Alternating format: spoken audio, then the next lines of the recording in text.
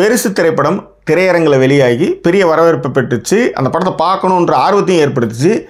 இப்போ ஓடிடியில் நெட்ஃப்ளிக்ஸில் ரிலீஸ் பண்ணியிருக்காங்க. படத்தை பார்க்க ஆரம்பித்தோம், குடும்பத்தோடு உட்காந்தோம். ஆனால் வந்து படத்தை வந்து பாதியில் நிறுத்திட்டோம், ஆஃப் பண்ணிட்டோம், 10 நிமிஷம் மேலே பார்க்கல அப்படின்ற தகவல்கள்லாம் வந்து நண்பர்கள் தெரிவித்தாங்க. காரணம், நான் பெருசு திரைப்படத்தை பார்த்துட்டு நான் ஃபேஸ்புக்கில் எழுதும்போது குடும்பத்தோடு பார்க்க முடியல அப்படின்னு அவங்க சொல்லியிருந்தாங்க. ஆனால் நீங்கள் எல்லா படத்தையும் குடும்பத்தோடு நம்மளால் உட்காந்து பார்க்க முடியாது. ஒவ்வொரு படத்துக்குமே சர்டிஃபிகேட் இருக்குது, ரேட்டிங் இருக்குது. 12, 15, 18 அப்படின்னு ரேட்டிங் இருக்குது. பிஜிலேருந்து ஏகப்பட்ட விஷயங்கள் இருக்குது. அந்த விஷயங்களே தெரியாமல் நான் வந்து குடும்பத்தோடு உட்காந்தா படத்தை பார்த்தா நிறுத்திட்டேன் அப்படின்னு சொல்கிறது எந்த வகையிலும் நியாயம் கிடையாது. ஏன்னா பெருசு படத்தினுடைய ட்ரைலர்லேயே அவங்க எப்படி கட் பண்ணியிருப்பாங்கன்னா, a clean, a adult, a family entertainer. வந்து பெருசாக போட்டு ரவுண்டு போட்டுட்டு க்ளீன் அடல்ட் என்டர்டெய்னர் அப்படின்னு போட்டிருப்பாங்க. ஸோ அதுலேயே உங்களுக்கு தெரிஞ்சிருக்கணும் அது எப்பேற்பட்ட படம் அப்படின்ட்டு. அது மட்டும் கிடையாது, ட்ரைலரில் அவங்க கட் பண்ணும்போதே ஏன்னு போட்டு சர்டிஃபிகேட் போட்டு தான் அந்த படத்தை வந்து ரிலீஸ் பண்ணியிருந்தாங்க. ரைட். இந்த படம் வந்து 2023 ஸ்ரீலங்காவில் டென்டிகோ அப்படின்னு ஒரு படம் ரிலீஸ் ஆச்சு. அந்த திரைப்படத்தை வந்து இளங்கோராம் அவர் தான் வந்து இயக்கியிருந்தார். அந்த திரைப்படத்தினுடைய தமிழ் ரீமேக் வெர்ஷன் தான் இப்போ நம்ம வந்து பெருசுன்ற படமாக நம்ம வந்து பார்க்குறோம். அது மட்டும் கிடையாது, டென்டிகோ வந்து ஏகப்பட்ட ஃபிலிம் ஃபெஸ்டிவலில் கலந்துக்கிட்டு நிறைய அவார்டுகளை வாங்கிய ஒரு திரைப்படம். சிலோன்லேயே அந்த படம் வந்து பிச்சுக்கிட்டு போயிட்டுருக்கு. ஆனால் இப்போ பெருசு திரைப்படமாக தமிழில் வந்து வந்திருக்கு. அதை நெட்ஃப்ளிக்ஸ் வாங்கி இந்திய மொழிகளில் டப் பண்ணி வெளியிட்டிருக்காங்க. ரைட். இப்போ நம்ம வந்து இந்த திரைப்படத்தினுடைய விரிவான விமர்சனத்தை பார்க்க போகிறோம். அதற்கு முன்பாக இந்த தளத்தை இதுவரை சப்ஸ்கிரைப் பண்ணாதவங்க சப்ஸ்கிரைப் பண்ணுங்கள், லைக், கமெண்ட், ஷேர் பண்ணுங்கள். வீடியோ பிடிச்சிருந்தால் லைக் போட மறக்காதீங்க.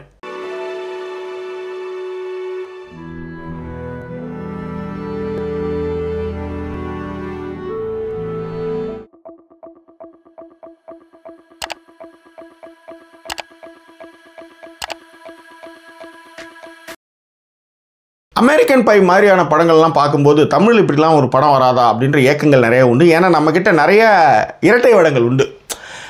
இப்போ வந்து உதாரணத்துக்கு கோயில் திருவிழாவில் வந்து ஆடாத ஆட்டம் கிடையாது, பாடாத பாட்டம் கிடையாது, என்னென்ன அசிங்கமாக பேச முடியுமோ எல்லாத்தையும் பேசுவோம், குடும்பத்தோடு பார்ப்போம், எல்லாம் பண்ணுவோம். ஆனால் திரைப்படம்னு ஒன்று வரும்போது பார்த்தீங்கன்னா ஹோ அப்படின்ற மாதிரி பண்ணுவோம். படத்துக்கு சர்டிஃபிகேட் வாங்கிறதாச்சு, அடல்ட் காமெடி ஃபிலிம்ன்ற க்ரைட்டீரியாவில் தான் அந்த படம் வந்துச்சு. ஆனாலும் வந்து மக்கள் வந்து திரைப்படம் போது தன்னுடைய அதிமேதாவித்தனமான புத்திசாலித்தனமான விஷயங்கள்லாம் காமிக்கிறதுக்காக அதை வந்து லெஃப்டில் டீல் பண்ணாங்கன்னு வச்சுக்கோங்களேன். சரி, அது ஒரு பக்கம் இருக்கட்டும். ரைட். பெருசு திரைப்படம் எப்படி இருக்குது, எதை பற்றி பேசுது? ஒன்றும் இல்லை, ஊரில் ரொம்ப பெரிய மனுஷன், அந்த மனுஷன் வந்து செத்து போகிறார். செத்து போகும்போது பார்த்தா அவருடைய சமாச்சாரம் வந்து நட்டுக்கிட்டு நிற்கிது. ஒரு ஜோக் கூட ஒன்று இருக்குது. அது என்னென்னா, ஆசையிலே செத்து போனவன் வந்து அவனுடைய காஃபினை வந்து மூடவே முடியாத அளவுக்கு அது நீட்டிகிட்டே இருந்துன்ற மாதிரி. இதெல்லாம் ஜோக்காக இருக்கும்போது அதுவே நடந்ததுன்னா எப்படி இருக்குன்ற மாதிரியான ஒரு கற்பனை தான் இந்த திரைப்படம். ஸோ ஊரில் இருக்கிற பெரியவர் வந்து இறந்து போகும்போது அவருடைய சமாச்சாரம் வந்து டெம்பராகவே நிற்கிது. ஸோ இந்த சமாச்சாரம் டெம்பராகவே நின்றுச்சுன்னா நாளைக்கு ஊர்லேருந்து எல்லோரும் வந்து சாவு வர்றவங்களாம் பார்த்தா குடும்பத்தினுடைய மானம் போயிடும் அப்படின்றதுக்காக அந்த குடும்பம் வந்து அதை மறைக்கிறதுக்கான முயற்சி பண்ணுது. அந்த மறைக்கிற முயற்சியில் வெற்றி பெற்றார்களா இல்லையா அப்படின்னு தான் இந்த திரைப்படத்துடைய கதை. ரைட். செத்துப்போன ஆலாசியத்துக்கு 2 பசங்க. அதில் வந்து வைபவ் வந்து துரை, அவருடைய அண்ணன் சுனில் ரெட்டி வந்து சாமின்ற 2 கேரக்டர் பண்ணியிருக்காங்க. உண்மையிலே ஃபஸ்ட்டு சீனே வந்து சுனில் ரெட்டி வந்து டாக்டர்லேயே நம்ம பார்த்துருக்கோம். என்ன அதில் வந்து அந்த பொண்ணுக்காக எப்படி ஜொல்லுலாம் விட்டுட்ருப்பார் அப்படின்றத நம்ம அந்த சின்ன சின்ன எக்ஸ்பிரஷன்லேயும் ரொம்ப நல்லா பண்ணியிருந்தார். இந்த படத்தில் ஃபஸ்ட்டு சீனே வந்து வனிதாமணி சாங் ஓடிட்டே இருக்கும். இவர் வந்து அப்பா என் ஸ்கீயை பார்த்தீங்களான்னு கேட்டுட்ருப்பார். இந்த ஃபஸ்ட்டு 10 நிமிஷம் இருக்குல்ல, இந்த 10 நிமிஷத்துலாம் இளங்கோராம் வந்து பின்னிருக்காருன்னு நான் சொல்லுவேன். இந்த பக்கம் வந்து பார்த்தீங்கன்னா வனிதாமணி அதில் வந்து ஒரு வரி வரும், நான் தொடாத பாகம் தன்னை என்றல் தீண்டாது அப்படின் போது பார்த்தா இங்கே அப்பாவுக்கும் நெட்டு நிற்கும்.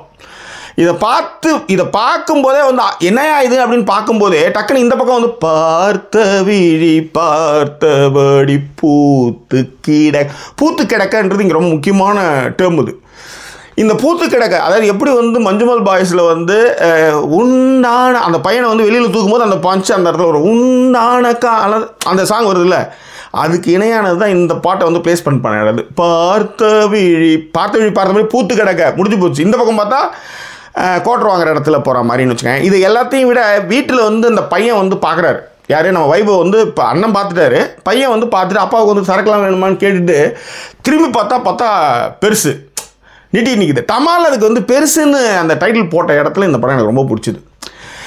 இதன் பிறகு இப்படி ஒரு சமாச்சாரம் நடந்துட்டு இதன் பிறகு இந்த குடும்ப உறுப்பினர்கள் இதை எப்படி வந்து பார்க்குறதுக்கு, அதாவது வந்ததுமே டக்குன்னு அங்கேயே பார்க்க மாட்டாங்க. அப்போ ஒரு டைரக்டராக இளங்கோராம் வந்து இந்த கேரக்டர்லாம் வந்து எப்படி அதை வந்து ரிசீவ் பண்ணுது, அதுக்கு என்ன ரியாக்ஷன் கொடுக்குதுன்னா எனக்கு ஆர்வம். இப்போ வந்து பொட்டாட்டி வராங்க, அவங்க யாருன்னு பார்த்தீங்கன்னா நெக்கல்டிஸ் தனம். ஃபஸ்ட்டு நேராக வந்து ஐயா போயிட்டு அந்த உண்மையிலே அந்த அம்மா வந்து அவ்வளோ சூப்பர் பர்ஃபார்மன்ஸுங்க. அதே மாதிரி போஸ்ட்மார்டம் அந்த மாதிரி பண்ணுற டைமில் வந்து பார்த்தீங்கன்னா அவங்க வந்து ஐயோ என் ராசா கேணி போட மாட்டேன்ட்டு அந்த கிராமத்தில் என்ன அந்த ஃபீல்லாம் ரொம்ப சூப்பராக பண்ணியிருந்தாங்க உண்மையிலே.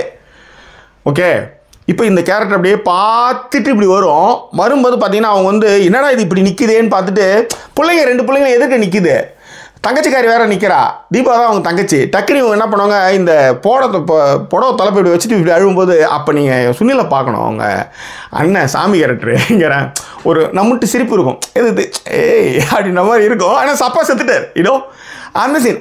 இதுக்கப்புறம் பார்த்தீங்கன்னா குழந்தையா வந்து தீபா அவங்க வந்து என்னது இது ஒரு மாதிரியாக இருக்குது அப்படின்னு அந்த கேரக்டர் அதை ரிசீவ் பண்ணணும்.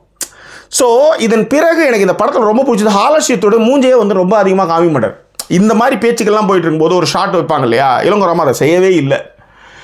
எல்லாருமே பார்ப்பாங்க, அதற்கு அவங்க ரியாக்ஷன்ஸ் என்ன. சரி, மருமகள் 2 பேர் வராங்க, இதுக்கு சாந்தினி தமிழரசன் அண்டு நிகாரிகா தெரியும்ல, மகேஷ் பாபுக்கு வந்து லைனில் நிற்கிறதுக்கு வந்து பேசுவாங்க. இப்போ ரஹ்மான் கிட்ட கூட வந்து பேசுவாங்க. அது ரொம்ப படபடப்பான வந்து பொண்ணு. அந்த பொண்ணு இதில் சூஸ் பண்ணதே எனக்கு தெரிஞ்சு ரொம்ப அற்புதமாக இருந்தது அந்த காஸ்டிங்கே. ஸோ இவங்க 2 பேர் வருவாங்க. அதில் இவர் வந்து சுனில் வந்து அவங்களுக்கு ஃபோன் பண்ணுவாங்க, அப்பா செத்துட்டு, ஓ அப்பா அப்படின்னு, ஐயோ எங்கள் அப்பா, ஓஹோ என்னது எங்கள் அப்பா ஓஹோ சொல்லுவியா. இந்த டயலாக்கு உண்மையிலே நான் வந்து வண்டியில் என்ன இருக்குது, வண்டியில் பின்னாடி முன்னாடி என்ன அப்படின்ற அந்த பஞ்சதந்திரத்தில் ஒரு நம்ம கிரேசி மோகன் எழுதின அந்த டயலாக்ஸ் இருக்குல்ல, இதை செய்கிறதுக்கு ஆட்களே இங்கே இல்லையோ அப்படின்ற ஒரு ஃபீல் எனக்கு இருந்தது. அந்த குறையை பாலாஜி ஜெயராமன் 2 இளங்கோராம் 2 பேரும் சேர்ந்து இதை தீர்த்து வச்சுருக்காங்கன்னு நான் சொல்லுவேன். ஏன்னா அந்த டயலாக்ஸ் வந்து அவ்வளோ சூப்பராக இருந்தது. அந்த கவுண்டர் டக்குன்னு அசத்திட்டானுங்க. இப்போ இதில் இன்னொன்று, அண்ணா கயிறு வந்து அறுக்கணும் அப்படின்னும் போது அது வெள்ளி அண்ணா கயிறுன்னுட்டு குழந்தையா சொல்கிறான். குழந்தையா தீபா வந்து உண்மையிலே படத்தில் பிரித்து மேய்ஞ்சிட்டாங்க. அந்த திருட்டுத்தனமாக சொல்கிறது, இப்போ அண்ணா கயிறு வந்து வெளியில் நான் எப்படி கண்டுபிடிச்சேன் நான் முக்கியம் அப்படின்னு சொல்லிட்டு இப்போ அதை வந்து கட்டுறதான முக்கியம்னு அந்த சொல்கிற இடமா இருக்கட்டும். அதாவது ஹாலாசியத்துடைய ஒய்ஃபு மருமக எல்லாம் சேர்ந்து, அதாவது குழந்தைய எல்லாம் சேர்ந்து அந்த சமாச்சாரத்தை மறைக்கிறதுக்கு அது மேலே உழுந்து மூடுற இடங்கள், இந்த மாதிரி சொல்லிகிட்டே போகலாம். அதே மாதிரி ரிடில் கிங்ஸ்லி வந்து அவர் ஒரு ஆட்டோ டிரைவர் வருவார், ஒரு வேலையை முடிச்சுட்டு போயிடுவார், திரும்ப வருவார். பாலசரவணன் வந்து அந்த பக்கெட்டை வச்சுட்டு அது மேலே தடவி சொல்கிற அந்த இடம் இருக்குல்ல, நீங்கள் இந்த படத்தை ஃபஸ்ட்டு ஒரு விஷயத்தை உங்களுக்கு சொல்லிட்டாங்க, அதன் பிறகு இந்த விஷயத்துக்கு இவங்க எப்படியெல்லாம் ரியாக்ட் பண்ணுறாங்க அப்படின்றது தான் அந்த படம். அதை வந்து உண்மையாக எல்லா கேரக்டர், இப்போ கருணாகரன் வந்து 8 பவுன் செயின் எடுத்து பாக்கெட்டில் போடுறதுலேருந்து உண்மையிலே சுவாமிநாதன் ஃபஸ்ட்டு சீனே அவர் வந்து அந்த பேசுகிற அந்த கேஷுவலான பேச்சு இருக்குல்ல, ஹாலாசியத்துக்கிட்ட பேசுகிற இடம், அந்த சீனே அவ்வளோ சூப்பராக இருந்துங்க. இது விடுங்க, அதுக்கப்புறம் ஊரிட்டார் சந்துரு, சாமிக்கிட்ட வந்து சொல்லுவார், சுனில் ரெட்டி சாமிக்கிட்ட வந்து சொல்லுவார், எல்லா விஷயத்தையும் ஃப்ரெண்ட்ஸுக்கிட்ட தான் சொல்லுவாங்க, பிள்ளைங்கிட்ட சொல்ல மாட்டாங்கன்னு அந்த சொல்கிற இடம் இருக்குல்ல, அங்கேயும் சுவாமிநாதன் சூப்பராக பண்ணியிருப்பார். எஸ்பெஷலி இந்த படத்துடைய சினிமாட்டோகிராஃபர் வந்து சத்யா திலகம். நிஜமாலுமே 2-3 ஷாட்டு, அதாவது அந்த வண்டியில் வச்சு கருமாதி எரிக்கிறதுக்கு எடுத்துன்னு போகிறதுக்கான அந்த இடம், கருமாதி அந்த சாமியான பந்தல் போட்டு இவங்க உட்கார்ற இடம், அதன் பிறகு கூட்டம்லாம் வர்றது, அதில் 2 கேள்வி அழுவோம்.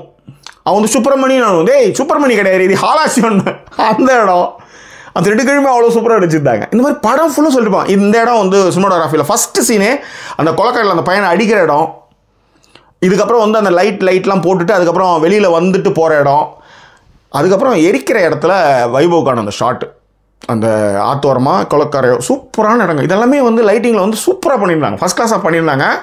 உண்மையிலே பின்னிட்டாங்க. விடிவி கணேஷ்லேருந்து சரி, முனிஷ்காந்த் வந்து பின்னிருக்காங்க. பாலசரவணன், முனிஷ்காந்த், வைபவ், இந்த டீம் வந்து பின்னிருக்காங்க. அவங்களுடைய காம்பினேஷன்ஸ் எல்லாமே ரொம்ப நல்லா இருந்தது. எனக்கு படத்தில் வந்து மியூசிக் டைரக்டர் வந்து நான் ரொம்ப பாராட்டணும்னு நினைக்கிறேன். அவர் வந்து அருண்ராஜ். ஃபஸ்ட்டு சாங் ஒன்று வரும், அந்த சாங்லேயே உங்களுக்கு கதை வரும். அது வந்து எப்படின்னா மைக்கேல் காமராஜனில் வந்து கதைகளு ரகமான கதை, இதுக்கு இணையான ஒரு பாட்டை போட்டிருப்பாங்க அவங்க.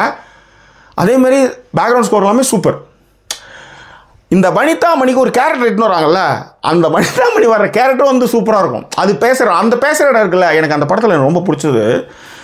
வனிதா மணி அவர் வச்சிட்ருக்கார், அவர் வச்சுக்காத ஆளே கிடையாது, ஒரு போடாத ஆளே இல்லை, அதுதான் உண்மை.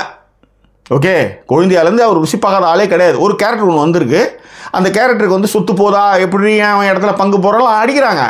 ஆனால் அரிசி விடுற இடம்னு ஒன்று இருக்கும்ல, அப்போ அந்த பொம்பளையை போய் அந்த வனிதாமணி கேரக்டரை போய் இவங்க வந்து கூட்டுட்டு வந்து அந்த அரிசி விடுற இடம் இருக்குல்ல, உண்மையிலேயே சான்ஸே இல்லைங்க. அதுதான் வந்து என்ன சொல்கிறது, அன்பு பாசம் ஒரு கட்டத்துக்கு மேலே எல்லாமே தூக்கி போட்டு போவோம்ல, அந்த மாதிரியான ஒரு சீன். அது ஃபண்டாஸ்டிக்கான சீன் அது ஆக்சுவலி. ஓகே, இது ஒன்று. அடுத்தது காரில் வந்து தான் அப்பாக்களை பற்றி பேசிகிட்டு இருக்க அண்ணன் தம்பிக்கு 2 பேருக்கான காம்பினேஷன் தான் அம்பாசிடர் கார் சீன் சூப்பராக பண்ணியிருந்தாங்க, உண்மையிலே அசத்திட்டாங்க. அப்போ நான் இளங்கோராம் கிட்ட வந்து காலையில் நான் வந்து இயக்குனர் இளங்கோராம் கிட்ட வந்து ரொம்ப நாள் கழித்து ஒரு படத்தினுடைய இயக்குனர் நம்பர் வாங்கி தேடி பிடிச்சி பேசுகிறேன். அப்போ அவர் சொன்னார், இங்கே சூப்பராக கனெக்ட் ஆகிட்டாங்க லேடிஸு. ஏன்னா லேடிஸ் வந்து மருமக 2 பேர் பேசிகிட்டு இருப்பாங்க அவங்க புருஷனை பற்றி. என் புருஷன் எப்போ பார்த்தாலும் குச்சை வச்சுக்கிட்டு பசங்களை அடிக்கிறதுக்கு மட்டும் தான் லாய்க்கி அப்படின்னு பெரிய மருமகம் சொல்கிறா. சின்ன மருமகம் சொல்கிறா, உனக்காவது பரவாயில்ல, இங்கே இந்த பாலாவது கொஞ்சம் லேட்டாக பொங்குது, இங்கே அடிக்கடி பொங்கிடுது. இந்த விஷயத்தை நீங்கள் தமிழ்நாட்டில் நீங்கள் எல்லா பொண்ணுங்களும் எல்லா கல்யாணம் ஆன அத்தனை பேருக்குமே அது தெரியும். அவங்க ஈஸியாக அதை கனெக்ட் பண்ணிக்குவாங்க. அதை தான் இந்த திரைப்படம் வந்து செஞ்சுருக்குது.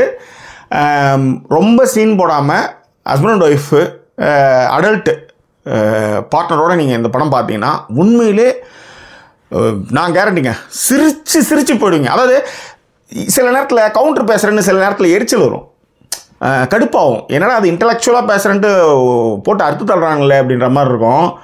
உண்மையிலே எனக்கு இந்த சாமியார் கேரக்டர் வந்து சொல்லிவிட்டு இதுக்கு உங்கள் அம்மா தான் வந்து நிவர்த்தி பண்ணணுன்ற மாதிரி ஒன்று சொல்லும்போது யாரடா வந்து சொல்கிறேன், இது ஈஸியாக தெரியும்ல.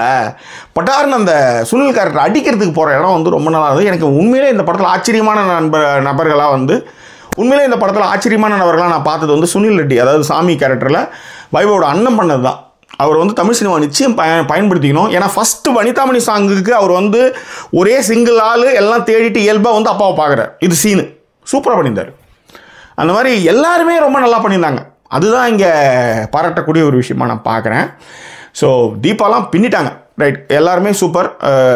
உண்மையிலே மியூசிக்கிலேருந்து எல்லாமே பண்ணியிருந்தாங்க. கார்த்திக் சுப்ராஜுடைய ஸ்டோன் பெஞ்ச் தான் இதை வந்து ரிலீஸ் பண்ணியிருக்காங்க. உண்மையிலே தரமான ஒரு அற்புதமான ஒரு ஃபில்மை வந்து ரிலீஸ் பண்ணியிருக்காங்க.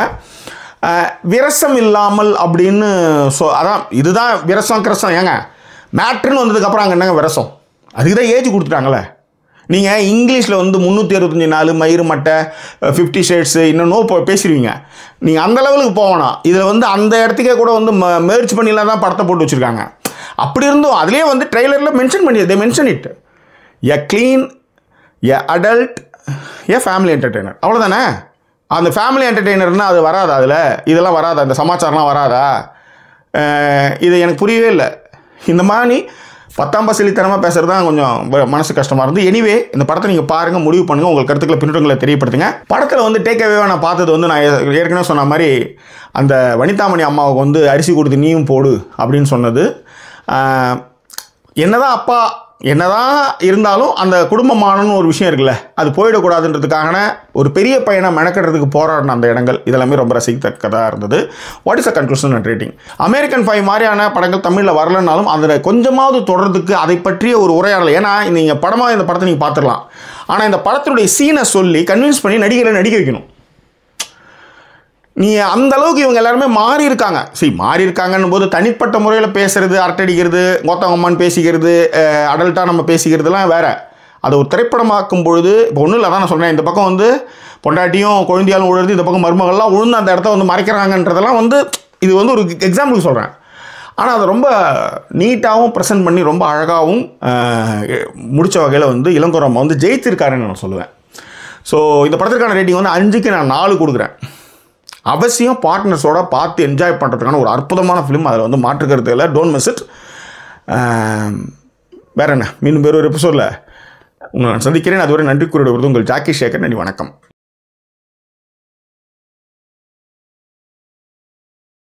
பெருசு திரைப்படத்தை வந்து பெருசு திரைப்படம் திரையரங்கில் டென்டிகோவா அவர் பேர் என்னது, அயல் ஆஷியா, ரைட். படத்தில் வந்து வைபவ். ஸோ இவங்க வந்து இவங்களுக்கு பையன் தம்பி இதை எடுத்துருப்பா. நான் தொடாத கைகள் தன்னை நான் தொடாத கன்க்ளூஷன் இதெல்லாம் பிரித்து பேசுறது எனக்கு பிடிக்கல இல்லை. ஸோ அப்படியே இதான் ஃப்ளோ கரெக்டாக போகிறது. அமெரிக்கன் மாதிரி படம் வரலன்னும் போது அது அந்த படத்தின் அந்த